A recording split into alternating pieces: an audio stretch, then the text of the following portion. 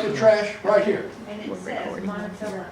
No. Recycling bin. Yes, and we have better signs that say no trash. Well, here it says, you know, no bottles, no trash, but they attract trash. It's unfortunate. But they're good size. So it's recording. You know, and we'll get into more of it, but do you think we're up and working now? Yes. Yep. Okay. Yeah, okay. I'm going to scoot it here. And, all right, so we're gonna summarize, and I'm gonna end up, instead of using the pointer, probably getting my hand up here in the screen, but we're gonna talk about what the program is, what we do with the program, why it's important, and then have a summary at the end. Should be about a 15-minute discussion.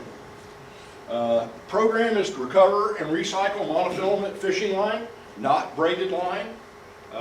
It started in the 1990s as a very localized effort by a couple of retailers that thought it was important, and they take care of the recycling for us, the actual using the line. Then NOAA, the National Oceanic and Atmospheric Association, got into the act, decided to put some grants on it, and it went from being local with, this is a local group that supports us through A&M, to a national operation. All U.S. states have recycling of the monofilament going right now, multiple countries. They've expanded it to include monofilament nylon fishing nets, which is pretty good as far as weight goes. The different responsible organizations here in our area, us, the Master Naturalists, the hookers are loosely associated with it. Other nonprofits, the Alabama Cashadas have come on board. So we've got a fair amount of representation and support within the community. Why recycle? And we recycle all monofilament types, but like I said, not braided, because braided line is actually cloth that's wound real tight, like twine almost. So that doesn't count for being a nylon type line. Monofilament in your local landfill or on the side of the lake takes 600 years to disappear. So it would, let's go back, I got to think here. So the 1400, something like that. So the Columbus, if he would have lost the monofilament line, it would have just gone away. Okay? It's difficult for birds to see, and so the birds get tangled up in it, birds and fish. So that's not good. It can damage the boat equipment by getting tangled up in the props. We have collection bins that, like that one over there, that we have put them on fishing piers and quite a few near boat ramps all around the lake. Like I said, we have 32. You can't use normal recycling because the monofilament isn't something, I mean, you could put it in recycling at the recycling center and they'd just be forced to throw it away because it's not something that is worked up the line in normal recycling. You have to have special people to do it. And who we have is this group called Berkeley, or Blood Knot Rings. Berkeley is the one that we use. They provide boxes and we ship it off to them at the end of the year. Here's examples of things that happen. We got over here on the display, we show a bass being potentially tangled up by a net or some line. Birds commonly have a problem with it because it gets tangled up in their legs and their wings. I don't know that we've ever had a dolphin problem in our local area, but other fish certainly could have a problem. If any of you get to see a dolphin in Lake Livingston, please call me. I want to come take care of you. Yeah, that or a shark. Yes. So, yeah, my kids are worried about the sharks, so you have to, or my grandkids, excuse me, not my kids. So it is a statewide volunteer effort that started in 2004. I believe our group started, 8 years ago, I believe, something like that. Volunteers collect line from recycle bins. The statewide, we've recovered about 4,500 pounds of line, so that's quite a bit. I don't know if the 250 bins is accurate, because I don't know, they keep trying to add more bins. So I assume that's probably a little bit behind the time. Ours, it is coordinated by Texas Sea Grant, which is out of Texas A&M. And the guy who heads the program for us is John O'Connell. And they don't actually collect the data from the volunteers. They collect a report from the volunteers. And then we directly ship it to Berkeley, or I directly ship it to Berkeley. The goals is to increase public awareness of the negative impact and how long it stays in the environment, to decrease the amount in the lake so that our environment's more natural, and increase the amount of monofilament that's actually being recycled. Like we want to recycle as much as we can. It seems pretty minor, but it's still something that we like to try to get out of the environment as much as we can. We have 3 members working on it right now with 32 sites. I need to add a 4th member because the driving can be kind of excessive. But I have a really nice clump. If somebody lives in the Livingston or Onalaska area, I've got a really nice clump of about 12 sites that would be a huge help to the effort. I live on the southwest side of the lake, so and you'll see in a second, I don't live near hardly any of the bins. So I end up spending more gas than I'd save the environment, unfortunately, a little bit. But, so we need a 4th member. That would be super. We end up collecting and cleaning the line because it'll have hooks and debris in it. Supposed to check the site about once a month, inspect whether they're broken or not. We do collect from line at Lake Livingston Cleanup Day. I'm the point of contact, so I do a final cleaning on the line. I install and help fix the bins when they're broken with somebody's assistance if possible. Install new bins, and then I consolidate the line collection and so that we only send 1 box off to Berkeley at the end of the year. And then I do a collection report both to our chapter and to Sea Grant. I do have a question. What? What do you do with the hooks and the weights? Well, occasionally one of those might go into my tackle box. Okay. Most of the time I have what's there, so it probably goes in the trash. Because most of it's not very good shape. Yeah. It's all pretty messed up. We use Pure Fishing is actually Berkeley's local subsidiary, or the parent company for Berkeley. I don't know anything about blood knot rings. That was something Jim knew. We normally collect 6 to 7 pounds a year. Last year, we got about 5 to 5.5 pounds, and that's because the lake was unfishable for about half the year. So the bins were just impossible, and there was nothing in them. Anybody, you could, if you strip your reel during the winter or during the spring when you're getting ready to go fish, if you strip it, bring the line in, we'll recycle it, okay? The old line in, excuse me.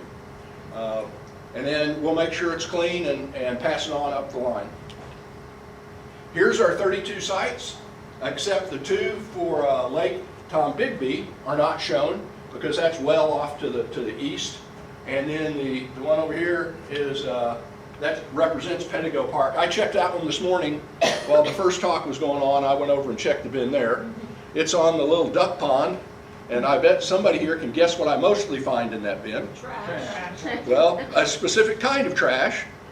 Cigarette butts. No, bread wrappers. Tons of bread wrappers. That's what I get from that side all the time. But occasionally I get a little bit of line. I live right down about here. And so you can see we have 2 sites, well there's actually 7 bins, well 6 now, I had to remove one.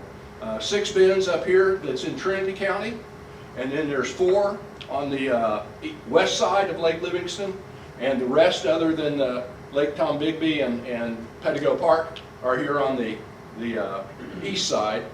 And this would be where I was talking about trying to get somebody to help with those. because that would be a real tight cluster that wouldn't be too much effort. Is that on the northeast side of the big bridge? What? Is Yes. that on the northeast Yes. side of the big bridge? Yes, yeah, it's just, this is, But, yeah. is, no, let me see. Cedar Point. Cedar Point, this is Cedar Point. So this is 190, and it gets into the Onalaska side there, but that's all pretty well clustered. What? I'm willing to assist with that, Okay. because I live in that area. So there's 3 of us that live in Cedar Point, we can help with that too. Okay, well, We got tons could, of people. could I get, Nelda, could you give me their names and phone contacts? You need any help with the Trinity County one? I love help with the Trinity County one. That's good. I mean, they're right by me, so, No, that's a long drive yeah. and there's not always a whole lot there. But if that would be fantastic. Jim used to do it. Jim was he's retired Air Force colonel. Yes. If you could just raise your hand, the first people who volunteered, so I can write them down, I'll send an email. We just need one in Cedar Point. Well, y'all can take turns. Okay. We all live on the same street, so. We'll share. But is somebody at Cedar Point willing to do the other ones up here? Yeah, but I think Dee was gonna do some too, so. Okay. Well, y'all share that. You said there Yeah. was 12 that needed help, and so if each one of them did Yeah, not we'll approve. work Yeah, we can together. split it in half. We can work it out. We can work it out. That's all. We'll make a joint email list and work it all out. Okay? I was wondering, the Hope County Recycling and Beautification Center, Uh-huh. do they have these? No, they don't do monofilament. They do specific plastics. Yeah, But- but if somebody were to come and, pick it up from them, they would just be a site for, have the thing there for. They, and Nelda might be, they are trying to consolidate their efforts so that they can successfully move things on themselves. So they've pulled away from doing, it used to be they did all plastics, Yeah. and they've pulled away from that. They're to 5s and 1-2s. Yeah. And I think they've pulled away from lids, They've added tennis shoes this year. okay? I don't know. That's something I could discuss with them. I know Brian out there I'll pretty discuss well. it with Brian on Friday. Yeah, okay. Barbara knows a lot too. If they could figure out a way to get individuals to bring their line out, Right. that would be absolutely fantastic. That's a great idea. Thank you. I'll talk to Brian. Okay. Let's see. Anyway, so that's our sites. Some of them are trashier than others. Some of them have pretty good selection. We actually have one, this 19 or I'm not sure if that's 19 or 14, the Kickapoo Bait Shop. They have a reel guy who works on repairing reels, and he takes all the liney strips off and gives it to the shop. So it's our best site of the whole area. And I have a plan, and I haven't done it yet, but I want to try to talk to the guides and then also try to see if I can find other reel repairers and see if we can get more line that way without as much gas time. Nelda, oh, you're helping with the list. Perfect. What do you need? I don't. You were just up. I didn't know if you wanted to say something to me. But you were accomplishing what I asked. I so appreciate it. Okay, I Thank you, need one Nelda. person who was it. Okay. Here's what our bins look like. They cost about $60. Yeah, I know. They're free, yeah, just the 3 of us. Okay. Sorry, Floss. No. Kickapoo, they do most of the fishing tournaments around here. So Who does? That Kickapoo. Yeah. Oh, do they? They're the Yeah. ones that do it around here. So Is it the there's- little shop that's for sale now on the other side? Or is it the one that's on the water more? The one that's, you go over the bridge and it's just right there, right next to the boat. On the right side or to the left side? Right side. Right side, okay. That's the one who gives us the best line. Costs about $60 to build one of these tubes. I've got one I had to pull off of that northern area that they're doing renovations up there, but they don't have much money, and they basically took one down and laid it on the ground, and that doesn't do us any good. So I took it home, so I'm gonna pull it off the post, and we'll have an extra bin there, and I have one that has been built that we could put somewhere. And then you secure it to a post like they show over here, to a post, or maybe, well, usually it's some form of post that we secure to. This is one that's an indoor bin. We don't have any of these, but elsewhere in the country they use those. This is a couple of our examples, and you can see, here's the line. Here's the line that came out, plus there's a can, friendly can, and trash cans right there. And the new one we did last year was Crescent Shores. And that was one of our members came and said that they had a boat ramp and fishing pier that we could add a bin at, so we did that. And it occasionally gets some line in it. Here's a little bit worse example of the trash. And then here's some of the big fishing nets. And if the line is just, it can be so grungy that I don't think it can be recycled. I mean, just it's like, especially these nets can be out in the water for 20 or 20 years, and they're just a complete algae horror that I can't get clean. Well, we end up burning those instead of putting them into the landfill. Here's a one-year collection. In summary, it's been something very successful for our chapter. 32 sites. Last year, not last year, the year before, was when we added Lake Tombigbee out there on the reservation. And like I said, 5 to 7 pounds a year. Doing what we can. Wish we could do more. And here's my contact information and Sea Grant's. Sea Grant kind of wants to have one person from the chapter report through versus having a multiple set. So I'm that contact. And that's it. What was that email address? Longhorn Fireman 1. Longhorn. I've been a fireman for about 20 years, a volunteer fireman. Thank you for your service, we appreciate you. Well, I've pretty well backed out now. After my back problem last year, I pretty much had to quit. Well, thank you for all those years. Well, I've enjoyed it. It was something. It was a way to stay young and play with big boy toys. We got to play with some big toys. And that's it. Everybody take a minute or about 2 minutes and stand up, move around, and we're going to pretty quick go back into the geology presentation.